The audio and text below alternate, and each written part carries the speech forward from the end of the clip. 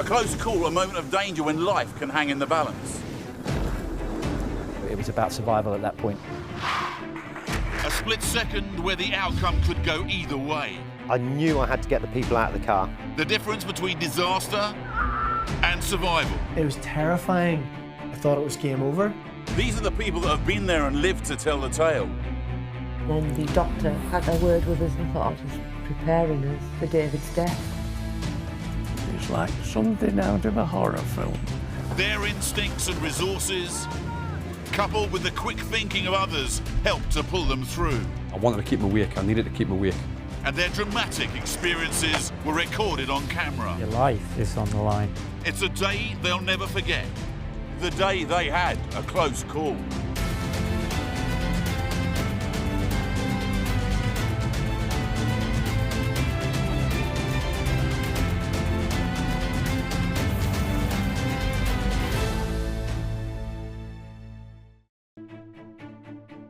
Today on Close Calls, a couple is catapulted through the air in a horrific motorbike crash. No one who was there will ever forget this moment, particularly Dave. I was one of 10 people that were on the death list who survived last year that should have died. Also today, Julianne was just walking her dogs, but now she's trapped, sinking into deep mud, unable to move, and the tide is coming in. You suddenly are conscious of how desolate it is. My worst fear was the tide was going to come and I really thought that I could drown. And there's a bucket full of trouble for Stuckfast Minnie and her mum. They need the fire service. And then my little boy shouted, "Mum, Minnie's stuck."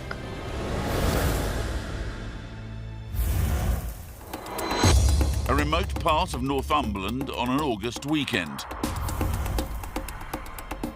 CCTV is monitoring the pumps on a quiet garage forecourt. So far, it's been a routine morning. Two bikers have just stopped for fuel. But the CCTV is about to capture the moment the peace is shattered by a terrible accident.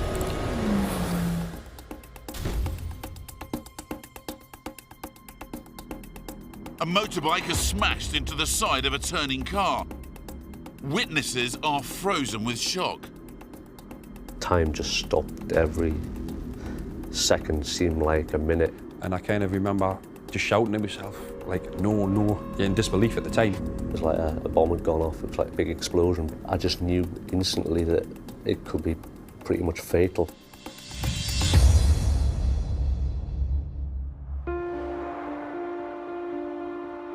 It's a Sunday morning, and Dave and Tracy Lodge are on their motorbike heading home to Darlington after visiting their daughter and son-in-law in Aberdeen. The route home takes them through the beautiful countryside of Northumberland. We camped at Herflaw for the Friday night, Saturday night, and set off back for Sunday. I think it was about 5:45 in the morning that we left. They'd got up especially to wave us bye-bye, and they went back to bed, obviously. Dave and Tracy, now both in their 50s, met as teenagers and have been married 31 years. Dave's always been passionate about bikes, and over the years, Tracy's come to share that love. The freedom of getting on a bike's there every single time. You get on the bike, there's no worries, it's the freedom of it all and the fun of swooping in and out. It's, for somebody who doesn't ride a motorbike, imagine being a bird. You're just swooping. We were travelling along the road and I couldn't see in front of me, so I was just looking from side to side, just looking about, feeling so peaceful and relaxed. A nice feeling of being actually on the bike, you know, really nice. It's a 5-hour journey home through Northumberland to Darlington, and they've been on the road for more than 4 hours. Just before the village of Kirkwelpington, two other motorcyclists overtake them.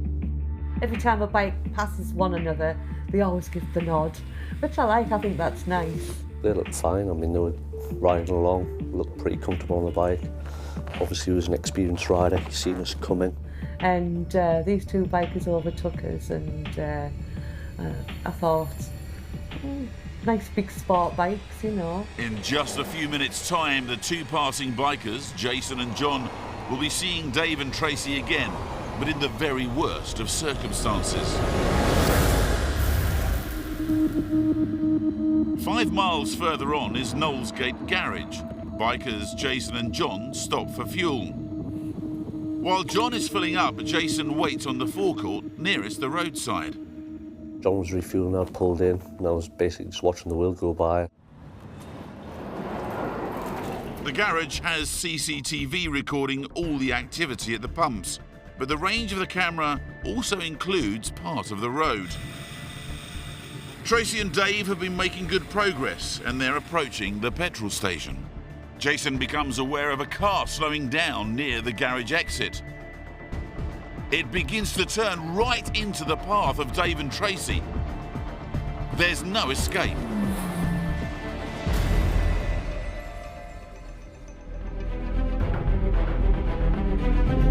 I kind of remember just shouting at myself, like, no, no, in disbelief at the time. It was like a bomb had gone off, it was like a big explosion. On the moment of impact, I was focused on Tracy, just fly through the air like a rag doll, like she'd been shot out of a cannon, just spinning in the air. She must have went 15, 20 foot up in the air and just bounced along the road like a rag doll. It was horrific. I don't think a human body's meant to fly that far and that high. I just knew instantly that it could be pretty much fatal, and I knew that every minute was so important. I cannot remember actually going through the air.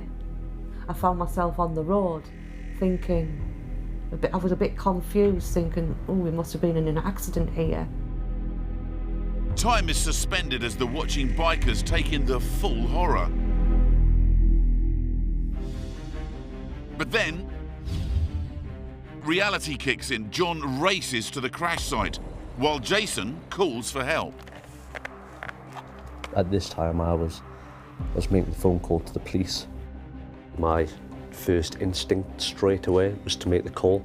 Every second is vital. What's happened? Ford Focus just pulled in to the motorbike. We've got two injured people, badly injured.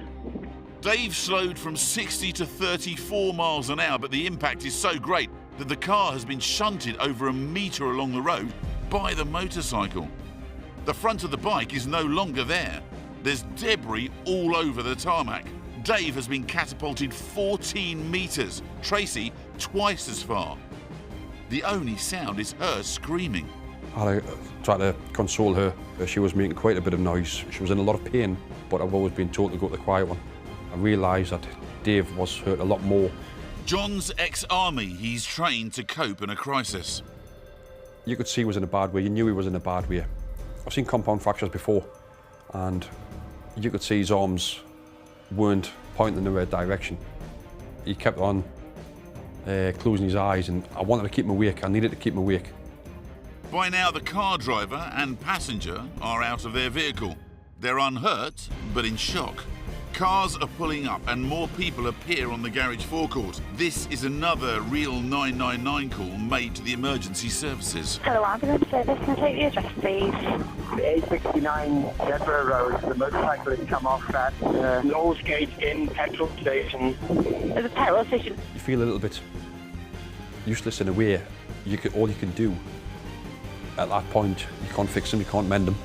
He's badly injured. All you can do is reassure the guy. It may be a main route to Scotland, but the area around the garage is remote from any towns. The nearest is at least a 30-minute drive away. Dave and Tracy need help, and they need it now. But it could be a long time coming. Later, emergency services, including the air ambulance, are scrambled. It became apparent this wasn't a routine job. And Dave's injuries are so severe, Tracy fears the worst. I thought, you can't die. You've got to live. You've got to live. We've got more fun to have yet.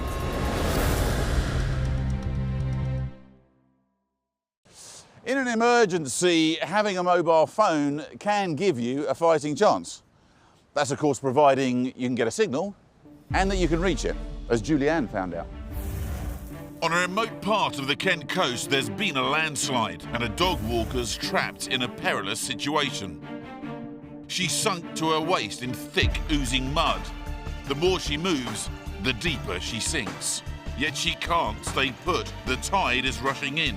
She's helpless, completely alone, and almost unreachable. We weren't going to be able to get to the lady successfully because we'd have had to also go over the landslide or the mudslide that had happened.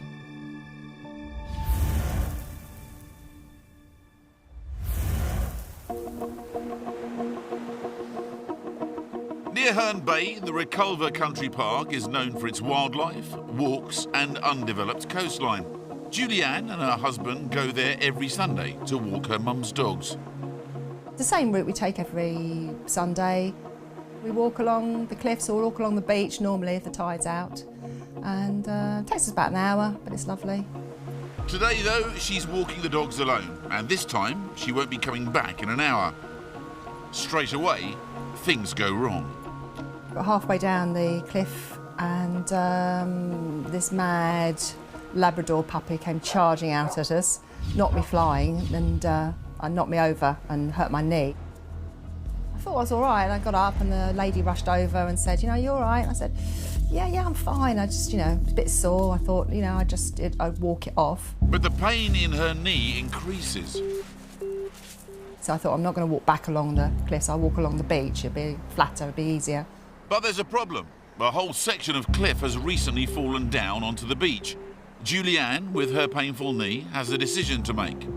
Paddle around the obstruction in the cold sea or risk crossing the muddy landslide. It looked dry, it looked bone dry. And I thought, oh yeah, of course it has, because it's been beautiful weather up until now. It's obviously dried out. I put one foot down and it seemed really firm. And I thought, oh, and the dogs ran across it. And I thought, they're all right. But I'll be careful, put another foot down, that seemed fine. But then when I put my third foot down, that's when I went in, up to my ankles. Julianne's broken through a thin, dry surface crust of mud down into the oozy, clinging mud lurking underneath. Tried to wiggle my foot free, and of course, as I wiggled, I was getting deeper. Now this time, I'm up to my knees, and then I'm starting to think, actually, this is quite serious. Within minutes, Julianne is waist deep and unable to move. Panic rising, she desperately shouts out for help. But the beach is deserted. Then you realise there's no point because there's nobody here. Nobody's going to hear you. You suddenly are conscious of how desolate it is. Nobody's expecting me home soon. The tide is coming in, and the more I move, the deeper I'm getting. My worst fear was the tide was going to come in and I wouldn't be able to extricate myself. And I really thought that, you know, I could drown, really. Scared of sinking further into the mud, Julianne is struggling to stay calm and think rationally. I just suddenly remembered that I had my mobile phone with me.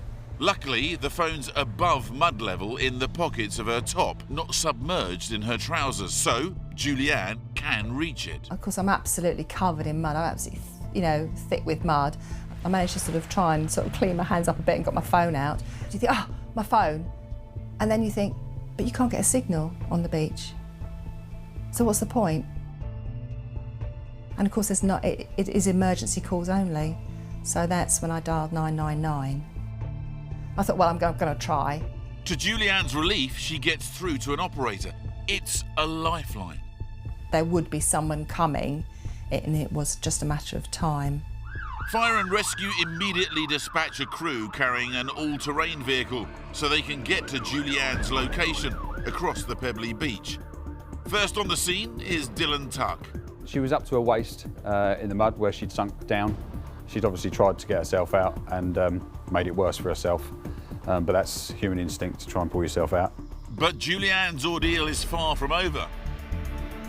And the first fireman almost got stuck himself because he tried to get to me, and then he sort of found that he was getting stuck, so he managed to get himself out. Seeing just how deep in the quagmire Julianne is, Dylan realises they're going to need some specialist equipment to extricate her. Nearby, Whitstable Fire Station has a team specialising in mud rescue. It was quite obvious that we weren't going to be able to get to the lady successfully because we'd have had to also go over the landslide or the mudslide that had happened. Agonisingly, Julianne is just metres away from her would-be rescuers. Cut off by the high tide, they can see her and they can talk to her. They just can't reach her. To get them closer, an RNLI lifeboat is summoned by the Coast Guard. The firefighters who were going to free her from the mud could only get to within a certain distance of her because the mud was in the way. She was one side of the mudslide and they were on the other. It was a case of ferrying the firefighters and their mud mats and their other equipment to get to her so that they could free her. Knowing the waters, the crew realise the tide won't rise any further. But Julianne's still trapped in the unstable sludge, and the baking sun increases the risk of her becoming dehydrated. Sort of starting to get cramps in my legs, and it was just such a uncomfortable place to be. It was really hot, I could feel the sun beating down on me.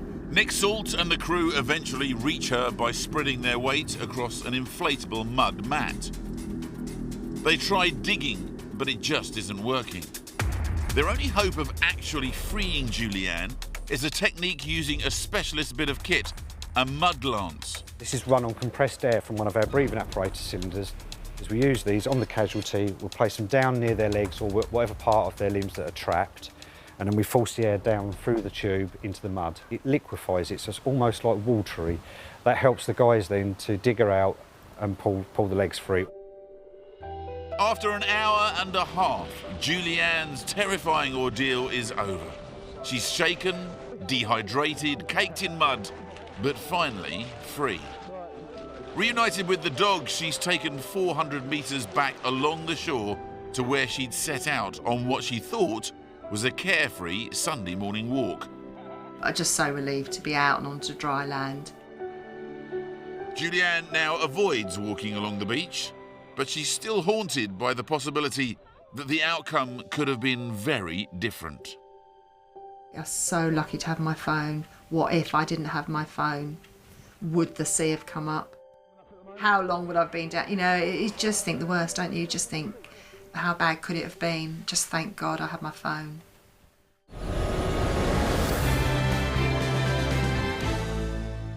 Coming up, Minnie's attempts to help Mum clean up leave her stuck fast. A little boy shouted, "Mum, Minnie's stuck." And fears for biker Dave as helicopter medics battle to keep him alive. And I thought, oh my God, he's preparing us for David's death. Julianne's ordeal getting stuck in the mud was very serious. But when little Minnie got stuck, it wasn't quite so serious. It's certainly a day her mum will never forget.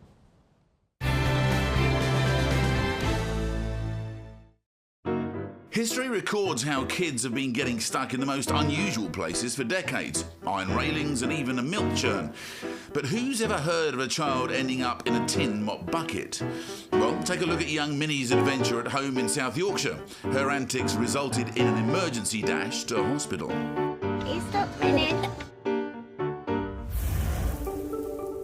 It happens when Mum Gemma is busy giving the family home in South Yorkshire a bit of a spring clean. She's just nipped upstairs for a moment when her daughter Minnie decides to go on a mini adventure.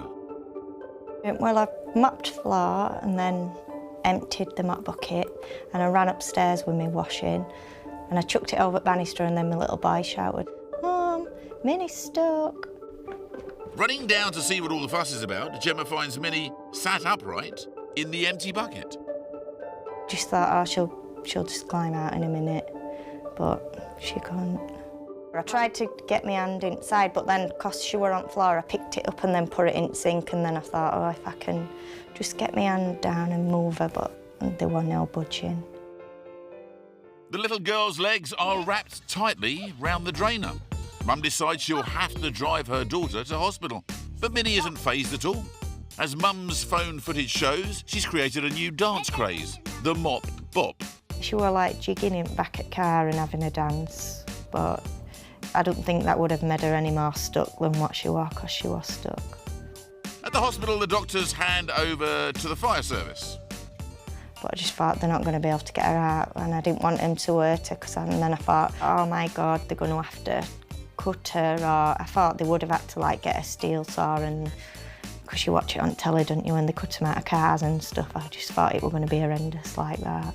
The fire service arrives armed with all the specialist tools needed to extricate a baby from a tin mop bucket. They snipped handle off, and then they did cut a little bit, and then tried to lift her out, but then she still couldn't get out because her legs were like round it. So I was really upset then. The nurse, what were in room, she was asking me for all my details to fill in so that I couldn't see, so that I didn't panic too much. She started crying then as well. Minnie and Mum may be getting upset, but the firefighters are treating the situation with kid gloves. There were 4 altogether stood, but they were cutting a bit and then putting their hand on it to protect her so she didn't get cut. And finally, after 5 minutes of cutting and bending, Minnie is freed from her jail in a pail. I was relieved that she was not hurt, not allowed another bucket. Not like that one anyway, I'll have to get a plastic one.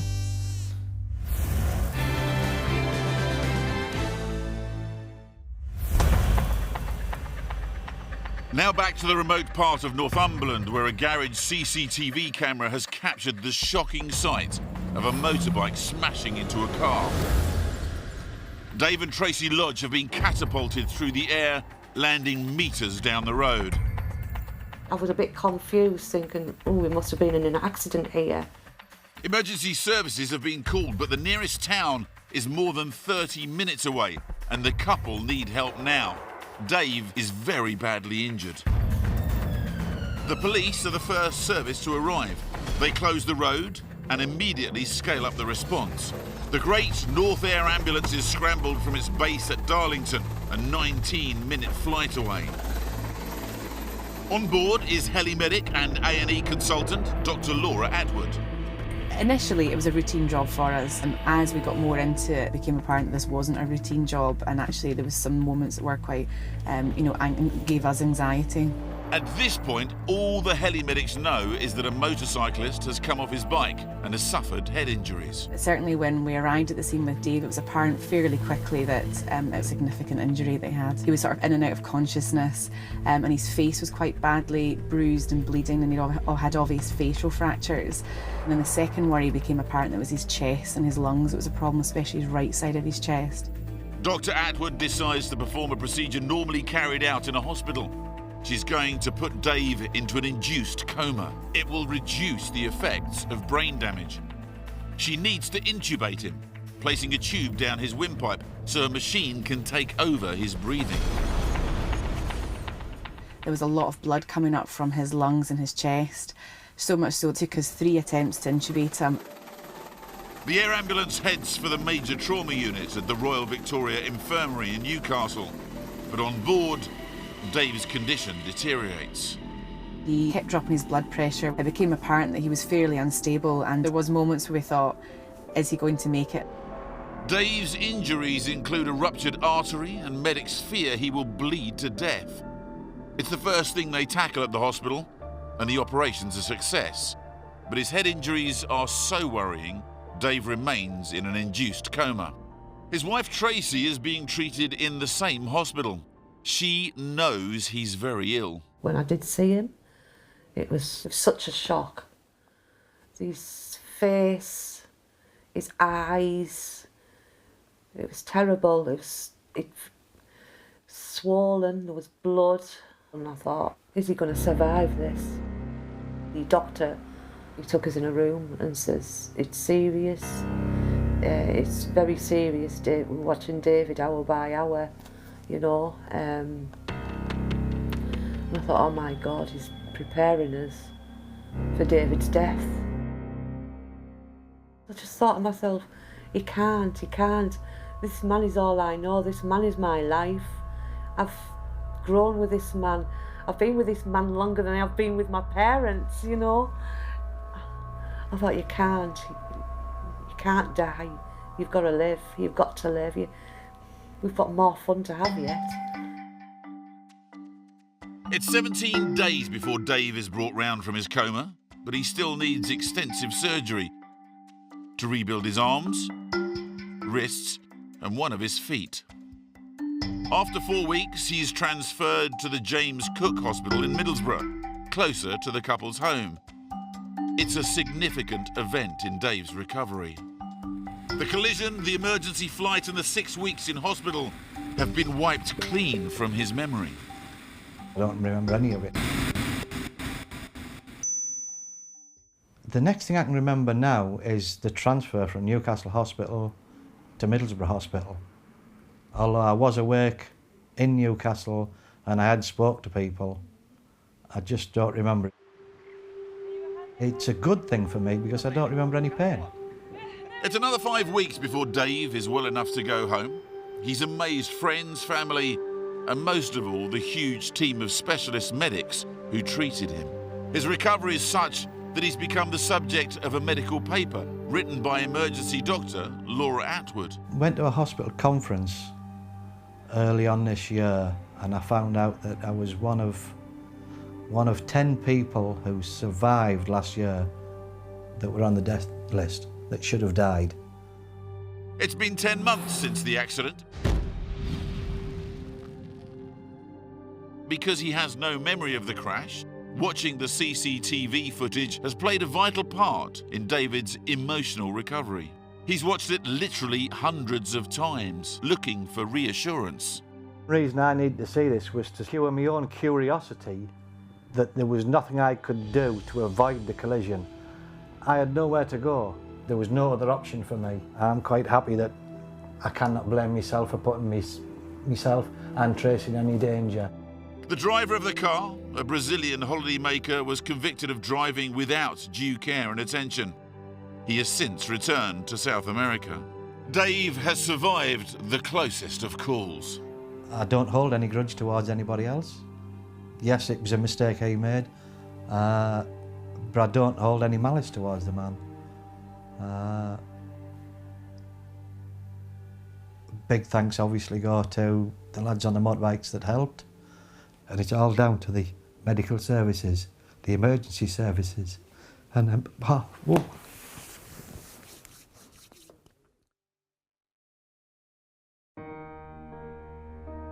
Tracy has been at her husband's side throughout his long and difficult recovery. Her memory of the actual collision may be patchy, but the aftermath and the horror of her husband's injuries will stay with her forever. My injuries were minor, but the extent of David's injuries is unbelievable. I'm lucky he's here. I wouldn't want to be here without David. But although she's barely left his side, Tracy hasn't been able to bring herself to sit pillion again behind him. Did you enjoy that? I did, I always enjoy it. But for Dave, continuing to ride is non-negotiable, and he's bought himself a new motorbike. Because it's not my fault, nothing's changed. I still want to get back on a bike and ride. So I went out and bought a motorcycle last week. It was a little bit wobbly for the first 10 yards. I rode that home, 190 miles first journey. And I was out at the weekend meeting 200 friends on a field. That's it for today. Join us next time for more stories from people about the day they had a close call. A father arrives at the scene of an accident to find his son, a cyclist, has gone under the wheels of an 18-ton lorry. Injury left leg. Yeah. He's talking, is he? Cops us all time. A mayday from a burning boat. The owner can't get to his life jacket.